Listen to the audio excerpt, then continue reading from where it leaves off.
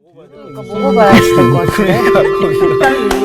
안녕하세요, 선생님. 안녕하세요.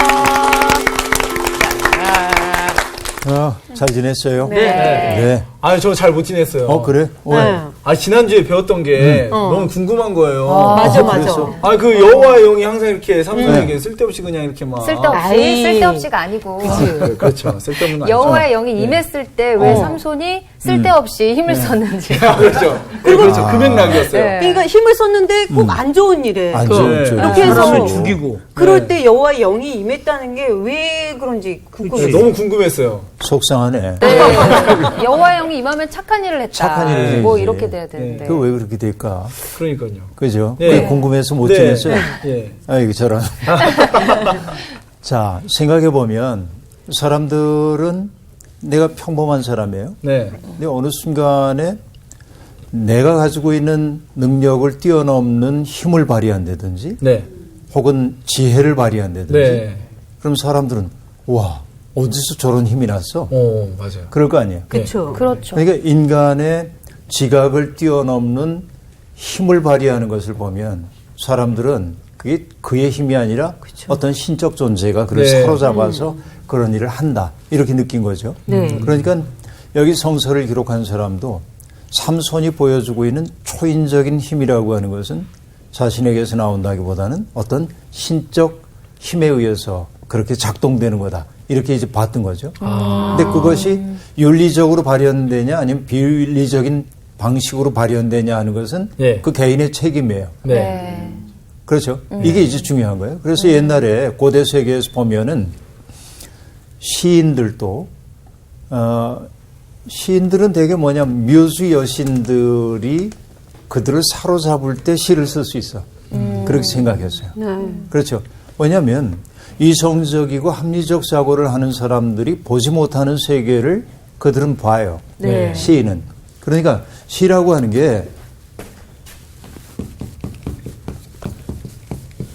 자, 여기 보면은 말씀 원자에 절사자가 있어요. 네. 그러니까 절이라고 하는 거 뭐 불쾌하게 생각할 게 없고 언어의 사원이란 말이야 이게. 네. 그러니까 이 결국 시라고 하는 게 뭘 하냐면 우리들이 경험하고 있는 순간순간 지나가고 있는 어떤 일들을 시인들은 예리한 눈으로 캐치해내서 순간에 영혼의 의미를 부여하기도 합니다. 네. 그렇죠? 그렇죠. 그러니까 우리가 사용하는 똑같은 언어들인데 똑같은 언어를 재배치함을 통하여 네. 굉장히 깊은 의미를 드러내죠. 네. 그러니까 시인이라고 하는 사람은 우리와 다른 방식으로 보는 거예요. 그때 사람들은 뭐라고 얘기하냐면 신적 존재가 그들의 영을 사로잡았기 때문이라고 얘기했어요. 네. 그래서 금방 얘기한 것처럼 인간의 어떤 그 생각이나 인간이 생각할 수 있는 능력보다 더 큰 능력을 발휘할 때 네. 네. 이것은 어떤 신적 능력이 그를 사로잡았다고 사람들은 늘 느꼈고 네. 그렇죠. 그러니까 여호와의 영이 그를 사로잡았기 때문에 그가 윤리적이어야 하고 착해야 하는 건 아니고 네. 항상 그런 낯선 힘들을 네. 표현하기 위한 하나의 표현에 지나지 네. 않는다. 그러니까 삼손이 그런 힘에 사로잡혀서 누군가에게 폭력을 가했다고 해서 네. 여호와의 영이 문제가 있는 게 아니고 네. 그렇죠. 그것을 발현했던 사람의 책임성이라고 볼 수 있겠어요. 네. 네, 아, 이것은 그래도 그런 표현이 하나님을 믿는 저희의 입장에서는 불편하죠. 네, 그래도 이런 좀 말들이.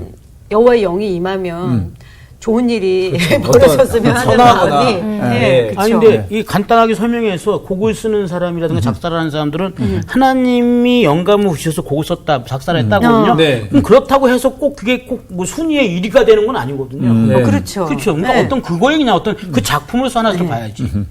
그렇죠. 그냥 좀 불편하다고. 그냥 제 그러네요. 마음이 그냥 불편 네. 좋았으면 좋은데 그렇다는 얘기예요. 네. 불편하셨어요? 네. 많이 느끼겠어요. 네네네. 오케이. 그 정도면 네. 돼요. 네. 오늘 수업 사사기 22강 삼손의 전쟁. 오늘 그런 공부를 한번 해볼게요. 오늘 네. 사사기 15장을 공부하는데 오늘은 나온 시부터 좀 낭독해 볼까요? 네. 1절부터 8절까지. 네. 얼마 후 밀 거둘 때에 삼손이 염소 새끼를 가지고 그의 아내에게로 찾아가서 이르되 내가 방에 들어가 내 아내를 보고자 하노라 하니 장인이 들어오지 못하게 하고 이르되 네가 그를 심히 미워하는 줄 알고 그를 네 친구에게 주었노라. 그의 동생이 그보다 더 아름답지 아니하냐. 청하노니 너는 그를 대신하여 동생을 아내로 맞이하라 하니 삼손이 그들에게 이르되 이번은 내가 블레셋 사람들을 해할지라도 그들에게 대하여 내게 허물이 없을 것이니라 하고 삼손이 가서 여우 300마리를 붙들어서 그 꼬리와 꼬리를 메고 회를 가지고 그 두 꼬리 사이에 한 회를 달고 회에 불을 붙이고 그것을 블레셋 사람들의 곡식 밭으로 몰아들여서 곡식단과 아직 배지 아니한 곡식과 포도원과 감람나무들을 사른지라. 블레셋 사람들이 이르되 누가 이 일을 행하였느냐 하니 사람들이 대답하되 딥나 사람의 사위 삼손이니 장인이 삼손의 아내를 빼앗아 그의 친구에게 준 까닭이라 하였더라. 블레셋 사람들이 올라가서 그 여인과 그의 아버지를 불사르니라. 삼손이 그들에게 이르되 너희가 이같이 행하였은즉 내가 너희에게 원수를 갚고야 말리라 하고 블레셋 사람들의 정강이와 넓적다리를 크게 쳐서 죽이고 내려가서 에담바위 틈에 머물렀더라. 비극이에요. 그냥 웃음만 나오네. 여우 300마리를 꼬리를 다 이었어. 가만히 있나 여우가? 거기다가 불을 붙인 거예요. 저는요, 왜 갑자기 이 대목을 읽는데, 네. 전설의 고향. 이게 갑자기 생각이 나죠? 공유예요? 혹시 거기에 혹시 출연한 적이 있어요? 아니요, 그거는 저 초등학생 때 얘기예요. 그래요? 네. 네. 어쨌든 밀 거둘 때 이제 그 결혼이 상당히 문제가 좀 생겼어요. 네. 폭력적으로 아스클론 사람들을 죽이고 그래서 옷을 빼앗아다가 약속했던 사람들에게 나눠주고 네. 그러니까 사랑의 관계여야 하는 그 결혼이 네. 오히려 사랑이 아니라 폭력으로 네. 이제 아주 그 피해 그림자가 네. 드리우게 된 거죠. 그런 다음에 얼마의 시간이 흘러갔는지는 알 수 없으나 네. 삼손이 이제 다시 염소 한 마리를 가지고 아내의 집으로 갑니다. 그렇죠. 아내의 집으로 가요. 그래서 내가 아내 방에 들어가겠습니다 하고 얘기하자 장인이 막아섭니다. 네. 왜냐하면 이미 그 여인은 다른 남자의 아내가 되어 있었던 것이죠. 그러자 장인이 앞을 가로막으면서 얘기합니다. 이미 다른 사람의 아내가 되었으니 참 미안하게 되었네만 그러나 그 아이의 여동생이 훨씬 더 예쁘지 않는가. 그러니 그 아이하고 결혼하면 어떻겠는가. 이제 이렇게 묻습니다. 잠시만요. 네. 목사님. 네. 네. 이 시대의 이 문화는 이런 문화인가요? 그렇죠. 화가 나죠. 그럴 수 있는 거죠. 그 동생에게 아무런 그 의견도 안 묻잖아, 아버지가. 네. 아니, 이게 미란 씨가 그것 때문에 화가 난 이해가 거예요. 안 돼요. 네. 라헬 기억 안 나요? 아니, 물론, 그런데 이때도 또 이런 그렇지. 어떤. 그때는 그랬던 거지. 네. 자기 의사 결정할 수 없고. 우리가 이제 입다의 딸 이야기에서도 봤지만 네. 자신의 의사와 아무 관계없이 아버지의 서원 때문에 죽어야 했죠. 그렇죠. 입다의 이야기. 그러니까 여러분, 그 여성들의 이야기, 그러니까 억눌린 사람, 예. 자기의 힘을 갖지 못한 사람들의 이야기. 그래서 전에도 얘기한 적이 있지만 역사를 히스토리라고 얘기를 하는데, 네. 그죠? 그래서 his story 이렇게 네. 이제 사람들이 흔히 얘기해요. 네. 그런데 그 남성들의 이야기, 지배자의 이야기, 강한 자의 이야기이죠. 히스토리라는 네. 것은. 그래서 그것이 아니고 남성들의 서사에 의해서 이땐 남성이라는 젠더로서의 남성만이 아니라 네. 강자들, 네. 강자들의 폭력에 의해서 짓눌렸던 사람들의 이야기를 우리는 경청하기 시작해야 한다. 네. 네. 그들의 이야기. 그래서 그걸 뭐라고 하냐면 허스토리. 이렇게 얘기한단 말이에요. 그러니까 우리가 성경을 읽을 때도 예. 성경은 이런 히스토리. 관점에서 많이 기록되어 있어요. 그렇죠. 네. 근데 우리가 지금 주목하고 있는 것은 뭐냐면 허스토리. 그 속에서 숨겨져 있는 고통받는 사람들의 신음소리를 예민하게 드러내요. 네. 그러니까 미란 씨가 저런 느낌을 딱 받는 것은 굉장히 중요한 거예요. 네. 네. 그래요. 네. 분이 많아서. 분이 많아서 지금 화가 많아서. 화가 났어. 네. 어쨌든 더 아리따운 여동생과 결혼하라는 말을 듣고 삼손이 그럼 뭐 걔도 이쁘니까 이렇게 안 돼요. 네, 네. 그래서 자기가 모욕받았다는 예. 생각이 드는 거죠. 그래서 이번에는 내가 블레셋 사람들을 해할지라도 그들에게 대하여 내게 허물이 없을 것이다 라고 말합니다.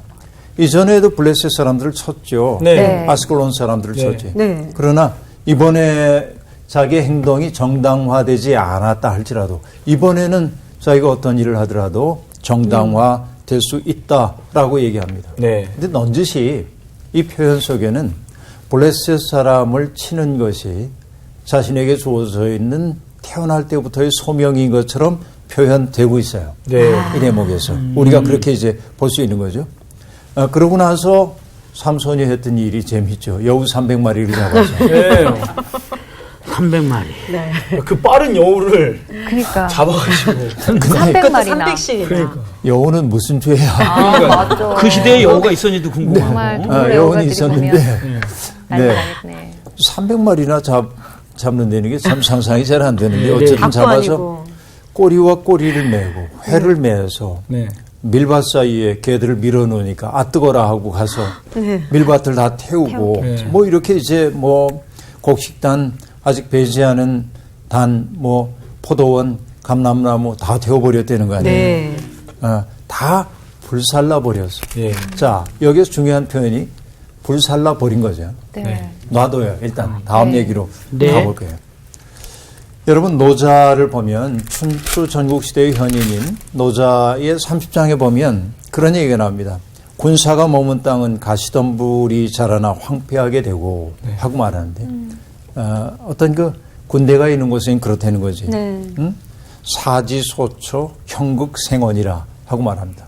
그 다음에 뭐냐면 대군이 지나간 자리에는 그래서 대군 지후 필유 흉년이라 하고 말하는데 네. 반드시 흉년이 든다. 그러니까 지금 여우 300마리를 통해서 어쨌든 그 땅을 황폐하게 만들어버리고 네. 만 겁니다. 네. 그러니까 참 이게 이 삼손이라고 하는 사람이 자기 통제가 잘 안 되는 네. 그런 것 같아요. 그러니까 요즘 우리 분노 조절 장애가 있어요. 그러시. 야, 그게 딱 맞네요. 분노 조절 장애가 좀 예. 있는 사람이에요. 그런데 이분도 화병이 성서 기자는 이야기의 전모를 알고 있기 때문에 예. 그것이 다 하나님의 계획 속에 일어나는 일인 듯 얘기를 하고 있을 뿐입니다. 네. 그렇죠? 어쨌든 자기들의 재산에 심각한 손상을 입은 거예요. 네. 이 블레셋 사람의 입장에서는. 그래서 이게 도대체 누가 행한 일이냐 하자 사람들이 얘기합니다. 그 딥낫 사람의 사위인 삼손이 이런 일을 했다. 그 아버지가 그 딥낫 여인을 그 친구에게 주었기 때문에 얘가 이렇게 했다. 그러자 그 지역 사람들이 또 다른 보복을 합니다. 네. 그게 뭐였어요? 그 여인과 그의 아버지를 불사르니라. 네. 아까 이 여우꼬리에 불 붙여가지고 네. 다 태워버린 얘기했죠. 네. 그 불사름과 이 불사름이 연결되고 있음을 볼 수 있어요. 아. 대조적으로. 그렇죠? 폭력이 폭력을 낳고 있습니다. 그러니까 여러분 이 이야기에 어디에도 이성적이고 합리적으로 처신하는 사람이 하나 등장하지 않습니다. 그러게요. 폭력을 폭력으로만 응대하고 있습니다. 예. 그래서 마침내 삼손이 그들의 그런 악행 보면서 내가 가만히 두지 않겠다 그러고 블레셋 사람들의 정강이와 넓적다리를 크게 쳐서 죽이고 내려가서 에단 바위에 숨었다 이렇게 되어 있습니다. 정강이하고 넓적다리를 쳤대요. 예. 사실은 정강이와 넓적다리를 친다고 하는 말은 관용적 표현이기도 한데 네. 사정없이 무자비하게. 아. 그러니까 폭력의 맹목성을 보여주는 거예요. 예. 이게 폭력이라는 게 원래 눈이 없죠. 거기에 사로잡히면 네. 뭔가 여유가 없는 거죠. 아주 그 무목적성을 얘기하고 있는데요. 그렇게 해서 어쨌든 블레셋 사람과는 정말 다시는 함께하기 어려울 정도의 네. 갈등의 구조 속으로 들어가고 그 다음에 에담이라고 하는 바위 틈에 머물렀다 하고 말합니다. 에담은 굉장히 가파른 지형에 있는 거예요. 몸을 좀 숨겼다고 볼 수 네. 있겠죠. 다음 이야기를 한번 볼게요. 9절부터 13절 정규시. 네. 이에 블레셋 사람들이 올라와 유다에 진을 치고 레히에 가득한지라. 유다 사람들이 이르되 너희가 어찌하여 올라와서 우리를 치느냐. 그들이 대답하되 우리가 올라온 것은 삼손을 결박하여 그가 우리에게 행한 대로 그에게 행하려 함이로라 하는지라. 유다 사람 3,000명이 에단 바위 틈에 내려가서 삼손에게 이르되 너는 블레셋 사람이 우리를 다스리는 줄을 알지 못하느냐. 네가 어찌하여 우리에게 이같이 행하였느냐 하니 삼손이 그들에게 이르되 그들이 내게 행한 대로 나도 그들에게 행하였노라 하니라. 그들이 삼손에게 이르되 우리가 너를 결박하여 블레셋 사람의 손에 넘겨주려고 내려왔노라 하니 삼손이 그들에게 이르되 너희가 나를 치지 아니하겠다고 내게 맹세하라 하매 그들이 삼손에게 말하여 이르되 아니라 우리가 다만 너를 단단히 결박하여 그들의 손에 넘겨줄 뿐이요 우리가 결단코 너를 죽이지 아니하리라 하고 새 밧줄로 둘로 결박하고 바위 틈에서 그를 끌어내니라. 네. 어쨌든 이 개인의 원한 감정이 빚어낸 폭력이 네. 이제 민족 간의 갈등으로 화하게 되는 장면을 우리들이 지금 보고 있습니다. 네.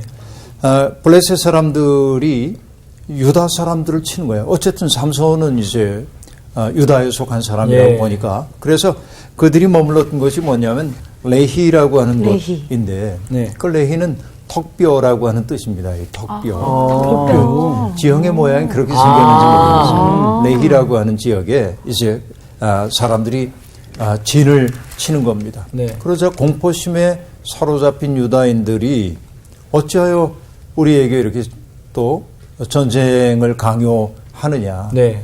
그렇죠? 왜냐하면 블레셋은 늘 얘기했던 것처럼 철기 문명을 가지고 있는 압도적인 무력을 가지고 있고. 네. 그러니까 유다인들은 그 앞에서 너무 이제 자기들이 무력하다는 사실을 압니다. 그러니까 두려움에 사로잡혔습니다. 네. 왜 우리를 쳤느냐? 그러면서 얘기합니다. 사실은 우리가 온 것은 너희들 전부를 치기 위한 게 아니고 삼손 때문에 왔다. 삼손을 결박하여서 그가 우리 민족에게 행했던 대로 그에게 행하려고 우리가 왔다라고 네. 얘기를 합니다. 그러자 삼손의 동족인 유다 사람들이 뭐라고 얘기하냐면 그래도 내 종족인데 내가 어떻게 그를 내줄 수 있겠어? 자, 우리 한번 해봅시다. 안 했어요. 그렇게 안 했어요. 이러지는 깜짝 않아요. 놀랐네요. 그렇게 아무도 안 해. 그렇지 않죠. 그게 두려움에 사로잡힌 거예요. 예. 그러니까 어떤 태도를 보입니까? 삼손을 강요해서 얘만 내주면 우리가 전쟁에 참화해서 벗어날 수 있겠다. 네. 그렇게 생각하죠. 네. 이게 참 슬픈 일이기도 합니다. 아브라함 조수아 헬셀이라고 하는 책을 읽다 보면 자기들의 유대교를 설명하면서 이런 이야기를 들려줍니다. 적군이 들어와가지고 성을 점령하고 네. 적군이 얘기하는 거예요. 너희들 가운데 여자 한 명을 보내라. 네. 우리가 재미를 좀 봐야겠다. 그러면 너희들 살려줄게. 네. 하고 얘기해요. 그러면 어떻게 해야 합니까? 그 한 명을 골라내서 그를 적에게 넘겨주고 여기에 살아나야 하는지 어떻게 보면 산술적으로 보면 그게 맞는 것처럼 보이기도 합니다. 그러나 그 선택받은 한 명은 무슨 죄예요? 그렇죠. 그럼요. 이게 문제이죠. 네. 늘. 그러니까 여기에서 아브라함 조수아 헬셀이 했던 얘기는 뭐냐면 전체가 살기 위해 하나를 선택하지 않는 게 유대교의 본질이래. 그렇게 얘기합니다. 그러니까 모두가 죽임을 당하더라도 하나를 희생시키는 게 그거는 성서의 정신에 합당하지 않다. 네. 어떻게 보면 장엄한 얘기입니다. 예. 그죠? 근데 어쨌든 이 아브라함 조수아 헬셀은 굉장히 아이디얼하게 이상주의적으로 그들을 표현했지만 예. 우리의 현실 속에서는 늘 그런 논리가 작동되는 거죠. 누군가가 희생해 줬으면 좋겠어. 나 대신. 다만 뭐냐면 나만 아니면 돼. 맞아요. 이 사고가 지배하잖아요. 많은 사람들이. 나만 아니면 되고 누군가가 희생해 주므로 내가 편안해지기를 원하는. 이게 어떻게 보면 굉장히 비겁한 삶이라고 볼 수 있죠. 근데 어쨌든 유다인들은 이 삼손을 설득 혹은 잡기 위해 3,000명이 내려갑니다. 네. 3,000명이 내려가요. 삼손 이야기의 흥미로운 지점은 뭐냐면 그 숫자가 점점 증폭되어 간다라고. 네. 300, 그렇죠. 300에서 처음에는 옷 30벌. 예, 30벌. 그러다가 다 이제 3이네요. 여우 300마리. 300마리. 300마리. 그리고 삼손 3천. 잡으러 간 사람들이 3천. 3,000명. 아, 그러네요. 나중에 신전 무너뜨려서 삼손이 죽인 사람이 3,000명. 아. 여기 숫자가 이제 점점 커지고 있음을 예. 볼 수 있겠는데요. 네. 이 그 삼손에게 내려간 유다인들이 삼손을 설득하기 위해 얘기합니다. 우리가 블레셋의 지배를 받고 있다는 사실을 자네도 알지 않은가? 그렇죠. 네. 그러니까 내가 어찌하여 우리로 하여금 블레셋의 복수를 받을 수밖에 없게 처신했느냐라는 네. 얘기입니다. 모든 문제가 삼손에게 있다고 얘기합니다. 삼손이 항변하죠. 나는 내가 받은 부당한 대우에 대해서 그들에게 되돌려 주었을 뿐이라고 네. 이야기를 합니다. 하지만 유다인들은 너 때문에 우리가 다 죽게 생겼다고. 그러자 삼손이 오케이, 내가 그러면 당신들에게 붙들려 가겠습니다. 그리고 약속하십시오. 날 죽이지는 않겠다고. 결박은 하겠지만 그렇게 약속을 해요. 그게 순순히 결박당합니다. 네. 네. 자, 여기 결박당함의 모티브는 나중에 나오게는 삼손과 들릴라 이야기에서도 반복되어 나타나 대목이라고 볼 수 있겠습니다. 그죠? 그렇게 이제 봐야 돼요. 그래서 삼손은 마침내 그 에단 바위에서 결박당한 채 끌려 내려오게 됩니다. 네. 그 다음에 이제 14절부터 봐야 하는데 14절부터 20절까지 17절까지 우리 미란 씨가 읽어주시고 네. 18절부터 상훈 씨가 읽어주시면 네. 되겠어요. 삼손이 레이의 이름에 블레셋 사람들이 그에게로 마주 나가며 소리 지를 때 여호와의 영이 삼손에게 갑자기 임하심에 그의 팔 위에 밧줄이 불탄 삼과 같이 그의 결박되었던 손에서 떨어진지라. 삼손이 나귀의 새 턱뼈를 보고 손을 내밀어 집어들고 그것으로 1,000명을 죽이고 이르되 나귀의 턱뼈로 한 더미 두 더미를 쌓았으며 나귀의 턱뼈로 내가 1,000명을 죽였도다 하니라. 그가 말을 마치고 턱뼈를 자기 손에서 내던지고 그곳을 라맛 레이라 이름하였더라. 삼손이 심히 목이 말라 여호와께 부르짖어 이르되 주께서 종의 손을 통하여 이 큰 구원을 베푸셨사오나 내가 이제 목말라 죽어서 할례 받지 못한 자들의 손에 떨어지겠나이다 하니 하나님이 레이에서 한 우묵 한 곳을 터뜨리시니 거기서 물이 솟아 나오는지라. 삼손이 그것을 마시고 정신이 회복되어 소생하니 그러므로 그 샘 이름을 엔학고레 불렀으며 그 샘이 오늘까지 레이에 있더라. 블레셋 사람의 때에 삼손이 이사의 사사로 20년 동안 지냈더라. 네. 삼손이 마침내 동족들에게 이제 결박당한 채 네. 끌려갑니다. 네. 레히에 이르렀어요. 거기에 진을 치고 있는 블레셋 사람들에게 넘겨졌습니다. 네. 그렇죠? 그때 블레셋 사람들이 그를 죽이려고 네. 달려나오자 또 임하죠. 이번엔 갑자기 임했어요. 네, 갑자기 임해요. 그래서 이게 뭐냐면은 어떤 그 느닷없는 폭력적인 그런 충동, 힘 네. 이런 것들 네. 내가 제어할 수 없는 인간이 제어할 수 없는 어떤 힘이 그에게 이제 임하게 된 거죠. 그러자 그의 그 팔 위에 밧줄이 불탄 삼과 같이 결박되었던 손에서 떨어진지라. 네. 새로 만든 밧줄이었을 텐데 그게 불탄 삼처럼 이게 잘 실감이 안 나죠. 불탄 삼이 뭔지. 네. 네. 삼을 봤어야지. 그렇죠. 예. 예. 옛날 우리 그 삼을 키울 때 보면 삼대를 삶는 날이 있어요. 다 배다가 마을에서 어른들이 쭉 삼대 삶는 그걸 만들어 놓고 네. 삶아. 옷감자는 그 그렇지. 3대 말씀하시는 그거 거죠? 얘기하는 네. 거예요. 네. 그렇게 해서 이제 껍질을 다 벗기고 네. 그 껍질을 벗기고 나면 3대는 톡톡 부러집니다. 아무것도 예. 아닌 거예요. 이게 질긴 거죠. 예. 그거를 이제 꼬기도 하고 그래서 옷도 만들고 예. 그러죠. 그게 정말 그거는 강하죠. 질기죠. 끊기 어렵게. 예. 그런데 그게 이제 불탄삼이라고 하는 거는 아무 힘이 없는 거지. 그렇게 이제 끊어버렸다. 네. 얼마나 이게 힘이 파워풀했습니까? 예. 우두둑. 삼손. 이두 얼굴을 가진 사나이야? 헐크 같은 느낌이. 헐크 느낌 나요. 헐크 같은 느낌으로 그렇게 떨어져 나갔습니다. 그리고 삼손이 나귀의 새 턱뼈를 보고 그걸 집어들었다 하고 말합니다. 네. 얘기했죠. 레히라고 하는 게 턱뼈라고 턱뼈, 하는 네. 뜻이었는데 그러니까 우연의 그 일치. 지형의 이름이기도 하지만 턱뼈의 모양을 닮은 지형일 수도 있고 이 삼손 이야기가 있었기 때문에 그것이 레히가 되었을 가능성도 있고 어쨌든 턱뼈 이게 쥐기가 좋은가요? 여하튼 네. 1000명을 죽였다는 겁니다. 네. 그러니까 여러분 우리가 그 사사기 공부할 때 처음에 앞부분 나왔던 예. 그 아나스의 아들 삼갈이 네. 소모는 막대기로 네. 블레셋 사람 600명 죽였다고 그렇죠. 얘기했죠. 블레셋 사람들은 주로 그렇게 맞아 죽는 것 같아요.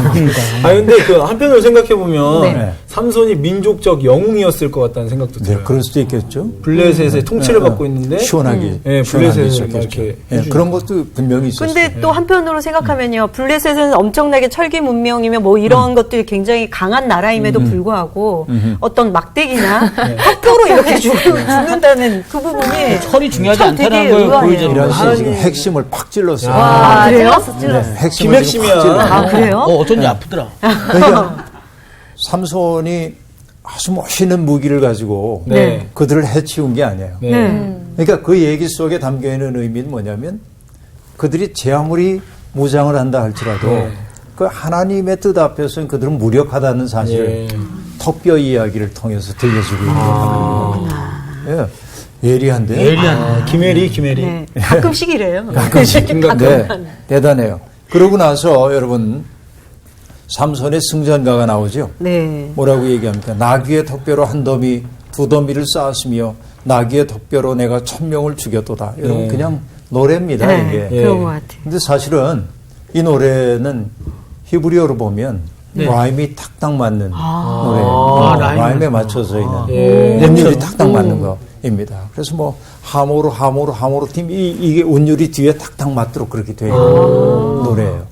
그러니까 운율을 맞춘다는 게 의미가 뭐예요? 상우 씨 왜 운율을 맞추죠? 어떻게 보면 약간 노래를 할 때 어순이 중요하거든요. 그래서 그 곡을 만들기 위해서 하나의 쉬운 작업이라고 할 수 있겠죠. 부르기 쉽게 부르기 쉽게 하려고 하기 위한. 또, 그렇죠. 부르고 쉽게 하기 위해서. 부르기도 쉽고 기억하기 쉽게. 예. 그렇죠. 이제 그렇게 이제 노래를 부릅니다.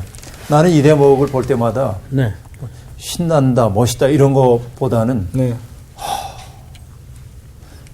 그런 생각이 들어요. 네. 여러분 이게 영웅서사이기도 한데요. 네. 핸델의 오라토리오 가운데 삼손이라고 하는 오라토리오가 있습니다. 네. 오라토리오라고 하는 게 이제 종교극이죠. 일종의 종교극을 오라토리오라고 얘기하는데 이야기가 있는 종교 이야기. 그러니까 존 밀턴이라고 하는 그 유명한 작가가 투사로서의 삼손이 일종의 투사인 거예요. 네. 워리어이죠. 그런 시를 써요. 근데 그걸 보고 핸델이 영감을 받아서 이걸 씁니다. 근데 재미나는 게 뭐냐면 핸델이 삼손이라고 하는 오라토리오를 쓰기 바로 직전에 네. 완성한 오라토리오가 뭐냐면 그 유명한 메시아입니다. 할렐루야, 할렐루야가 나오는 그 메시아란 말이에요. 그러니까 그 영감으로 확 써내려가고 나서 지칠 법도 한데 예. 한 달 만에 삼손이라는 오라토리오를 또 써냅니다. 오. 기회가 되면 여러분 예. 가셔서 네. 삼손이라는 오라토리오를 한번 들어보세요. 네. 그 속에 그 영웅의 그 기계 이런 것들이 아주 잘 표현되어 있는데 있습니다. 그래서 비극적 영웅. 그러니까 이 삼손이 턱뼈를 가지고 뭐 수천 명 죽였어. 네. 이건 여러분 오늘의 관점에서 보면 사람 그렇게 죽여야 돼 이렇게 보면 네. 참 할 얘기가 없지만 그렇죠. 그 당시의 상황 속에서는 이게 네. 비극의 서사이기도 예. 한데 아까 얘기한 대로 정말 그 짓눌려 있던 예. 블레셋에 짓눌려 있던 사람들의 입장에서 보면 네. 그렇죠. 삼손이 자기들의 그 억눌려 왔던 것들을 풀어주는 진짜 역할을 그랬을 것 하고 같아요. 있는 거죠. 그런데 그런 비극의 서사는 언제나 주인공의 죽음을 잉태하고 있는 거죠. 네. 그러니까 그 운명을 우리가 알고 있기 때문에 점점 비극적으로 보이기도 하는 거고요. 그렇게 이제 볼 수 있겠습니다. 네. 근데 재미난 장면이 나옵니다. 턱뼈를 가지고 수천 명을 죽였어요. 네. 힘들기도 했겠지.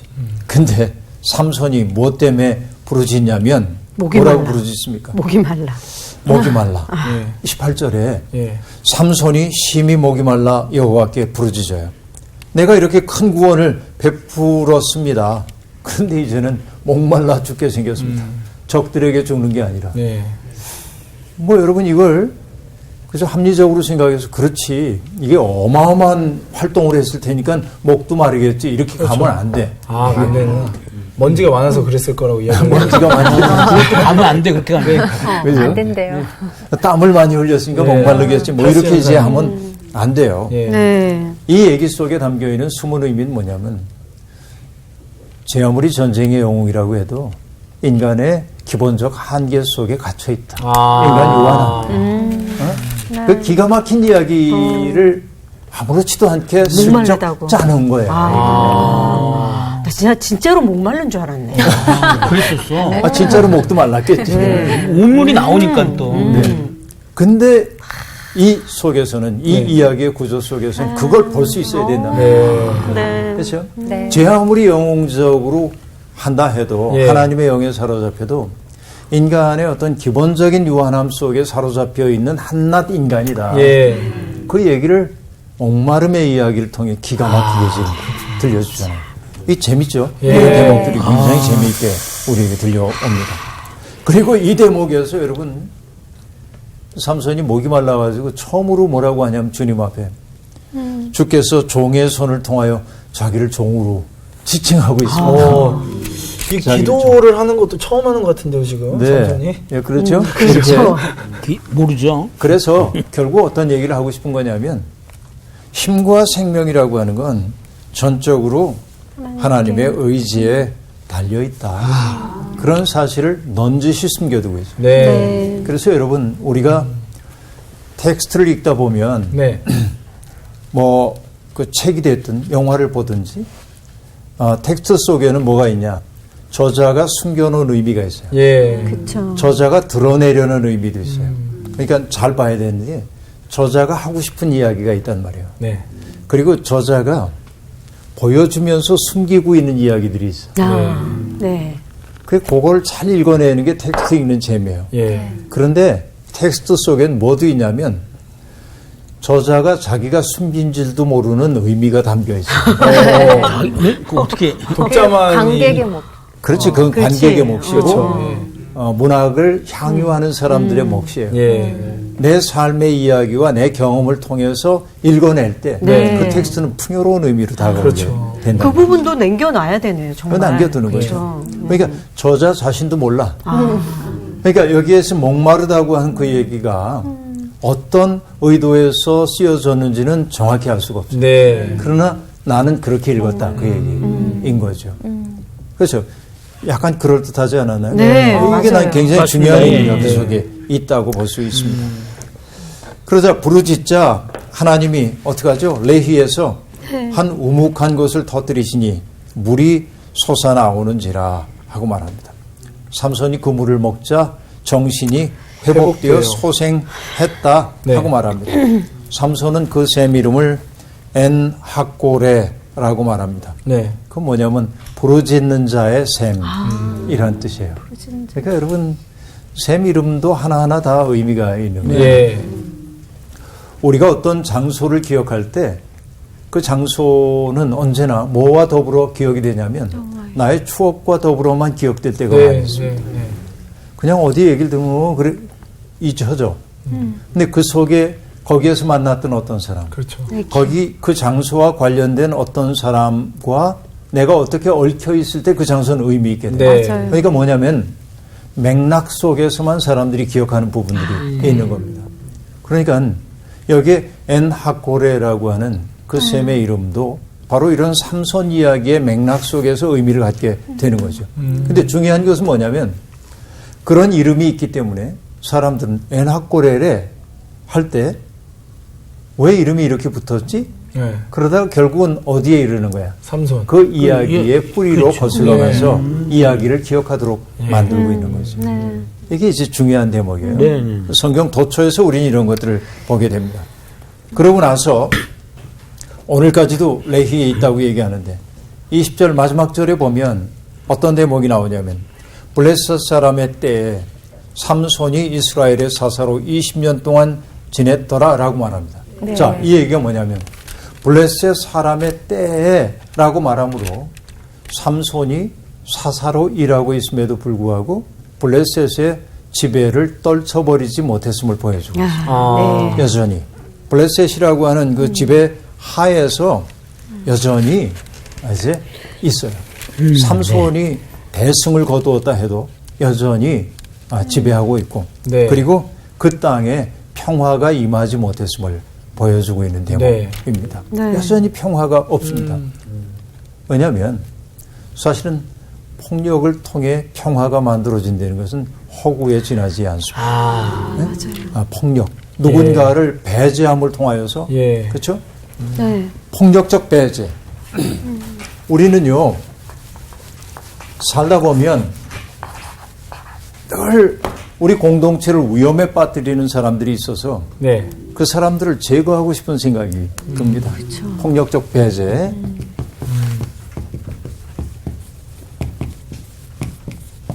저 사람만 없으면 괜찮을 것 같아요. 아. 그럴 수 있죠. 예.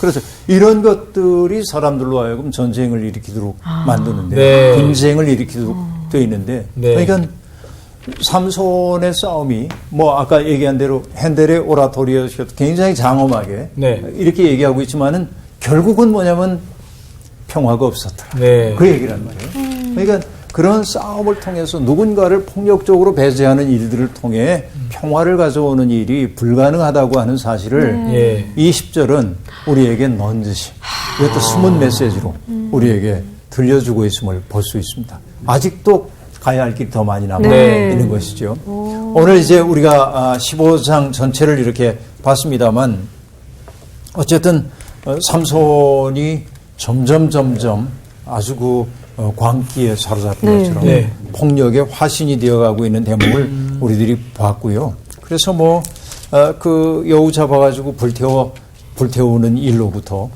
또 자기 아내를 남에게 줘버린 그 사람들에게 보복을 하는 네. 이야기로부터 네. 그 다음에 라마네이라고 하는 곳에서 1000명을 죽이는 그런 이야기로 폭력이 점점 증대되어 가고 있는 네. 그러나 시원할 수도 있지만 시원한 게 아니라 찝찝해요. 평화가 없었다라고 얘기하는 네. 이렇게 네. 이야기가 귀착되어 가고 있음을 우리는 봐야 한다. 네. 자, 오늘 수업 여기서 마칠게요. 네. 감사합니다.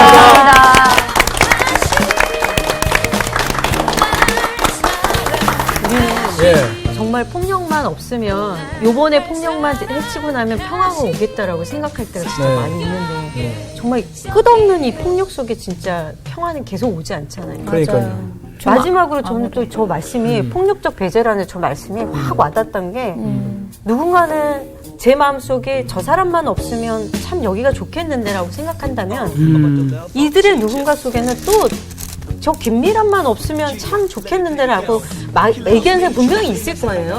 전 아니죠? 그럴 텐데, 진짜 모두가 그런 마음이 없이 같이 공동체를 이루어야만 정말 온전한 평화가 이루어지는데, 이런 어느 저부터라도 이 폭력적인 배제를 하지 않도록 자꾸 훈련해야 되겠어요. 맞아요. 이거 두 얼굴의 사나이 그 헐크를 보더라도 네. 굉장히 화가 나서 헐크로 변하잖아요. 네. 근데 그게 헐크가 다시 인간으로 돌아올 때 마지막 편에 꼭 이상하게 그 헐크가 꽃을 보거나 아니면 어린 아이를 보거나 그러면 다시 인간으로 돌아와요. 그래요? 그 몰라요? 몰랐어요? 몰라요. 기억이 몰라요. 그만큼 헐크조차도 화를 냈지만 어떻게 보면 자연의 섭리 속에서 그 어린아이의 웃음 속에 순수한 그 마음 속에 바로 다시 돌아온다라는 거죠. 우리도 이렇게 보면 어떻게 이 하나님의 마음에 사로잡혀 이 영에 사로잡혔던 우리 이 삼손의 모습이지만 뭐 삼손의 모습이지만 그 물을 먹고 여기 보면 다시 회복되어 소생한다고. 어떻게 보면 우리도 다시 회복되고 소생할 수 있습니다. 오늘 강의 다시 시작한 거네요. 지금. 다시 시작합니다. 그러니까 이부. 꽃처럼 아기처럼 살라고요? 네? 순수하게 알아서 생각하세요. 난 거기까지만 얘기할게요. 네. 네, 둘째의 여친을. 그러면 또 저희가 또 한 주간 말씀 묵상하면서 한 주간 또 살고 다음 주를 또 기대해 다음 보자고요. 주에 삼손에게 또 너무 기대돼요. 그러니까요. 네, 빨리 도와주셔야 합니다. 삼손만 하자. 삼손만 하자. 이번 주 퀴즈입니다. 하나님께 기도하여 15년의 생명 연장을 받은 왕은 누구인가요? 1번 요아스, 2번 히스기야, 3번 호세아. 정답을 아시는 분은 CBS 성서학당 홈페이지에 정답을 올려주시거나 우편으로 보내주시면 됩니다. 선정되신 분들에게는 하나님의 말씀을 전 세계에 보급하는 대한성서공회에서 성경, 송태근 선생님의 교회가 알고 싶다, 김기석 선생님의 요, 예레미야 산책 끙끙 앓는 하나님, 성경 통독을 위한 최고의 자습서 성경 2.0 가운데 하나를 드립니다.